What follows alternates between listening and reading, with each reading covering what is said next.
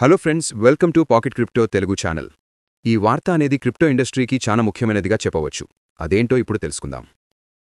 ఇటీవల senate బైపార్టిషన్ bill అంటే crypto యొక్క ప్రాథమిక పర్యవేక్షణను securities and exchange commission SEC నుండి కమోడిటీ ఫ్యూచర్స్ ట్రేడింగ్ కమిషన్ CFTCకి తరలించాలని ప్రతిపాదించింది. ఈ బిల్లు ద్వారా CFTCకి మార్కెట్ స్ట్రక్చర్ను, కొత్త రిజిస్ట్రేషన్లను మరియు క్రిప్టో కాయిన్స్ను కమోడిటీస్గా ప్రతిపాదించడంలో అధికారం లభిస్తుంది. ఇప్పటివరకు ఇవన్నీ SEC చేతిలో ఉండేవి. ఇలాంటి ప్రతిపాదనలనేవి క్రిప్టో నియంత్రణపై జరుగుతున్న చర్చలో ఒక ముఖ్యమైన మార్పుగా చెప్పవచ్చు. బిల్లులోని కొన్ని ముఖ్యమైన నిబంధనలను ఇప్పుడు చర్చించుకుందాం. మొదటగా, క్రిప్టో మార్కెట్ను నియంత్రించే ప్రాథమిక అధికారం ఇప్పుడు SEC నుండి CFTCకి మారుతుంది. ఈ బిల్లు చాలా క్రిప్టో కాయిన్స్ను డిజిటల్ కమోడిటీస్గా క్లాసిఫై చేసే అధికారం ఇప్పుడు CFTCకి వస్తుంది. అయితే కొన్ని సంస్థలు CFTCతో రిజిస్టర్ చేసుకోవడం తప్పనిసరి. అలాగే ఈ బిల్లు అనేది కొత్త నియమాలు మరియు ట్రాన్సాక్షన్ ఫీజును ఏర్పాటు చేస్తుంది.